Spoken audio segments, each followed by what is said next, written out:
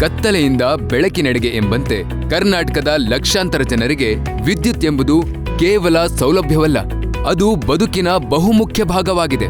ಅಂತಹ ಅತ್ಯಂತ ಅಗತ್ಯವಾದ ವಿದ್ಯುತ್ತನ್ನು ಗೃಹಜ್ಯೋತಿ ಯೋಜನೆ ಮೂಲಕ ಉಚಿತವಾಗಿ ನೀಡುತ್ತಾ ಮನೆ ಮನೆಗೂ ಬೆಳಕಾದ ಸರ್ಕಾರವೇ ಕರ್ನಾಟಕ ಸರ್ಕಾರ. ನಮಗೆ ಗೃಹಜ್ಯೋತಿ ಯೋಜನೆಯಿಂದ ತುಂಬ ಯೂಸ್ ಆಗ್ತಾ ಇದೆ. ಇದರಿಂದ ಮೊದಲು ಕರೆಂಟ್ನ ಬೇಕಾಬಿಟ್ಟು ಯೂಸ್ ಮಾಡ್ತಾ ಇದ್ವಿ. ಸೊ ಇವಾಗ 200 ಯೂನಿಟ್ ಇರೋದ್ರಿಂದ ಕರೆಂಟ್ನ ಮಿತವಾಗಿ ಬಳಸ್ತಾ ಇದ್ವಿ ನಾವು. ಅದರಿಂದ ಮಕ್ಕಳಿಗೆ ನೈಟ್ ಹೊತ್ತು ಕರೆಂಟ್ ಇರೋದ್ರಿಂದ ಓದ್ಕೊಳ್ಳೋಕ್ಕೆ ಅನುಕೂಲ ಆಗ್ತಾ ಇದೆ. ನಮಗೆ ಇದರಿಂದ ತುಂಬ ಬಳಕೆ ಆಗ್ತಾ ಇದೆ. ಮತ್ತು ಅದು ಅಮೌಂಟಿಂದ ನಾವು ಸೇವ್ ಮಾಡ್ತಾ ಇದ್ದೀವಿ. ಆ ಸೇವಿಂದ ಮಕ್ಕಳ ಎಜುಕೇಷನ್ಗಾಗಲಿ ಮನೆ ದಿನಸಿಗಾಗಲಿ ಯೂಸ್ ಮಾಡ್ತೇವೆ. ನಾವು ಬಾಡಿಗೆ ಕಟ್ಕೊಂಡು ಜೀವನ ಮಾಡ್ತಾ ಇರೋದ್ರಿಂದ ನಮಗೆ ಗೃಹಜ್ಯೋತಿ ಯೋಜನೆ ಅಮೌಂಟ್ ತುಂಬ ಉಪಯುಕ್ತವಾಗಿದೆ.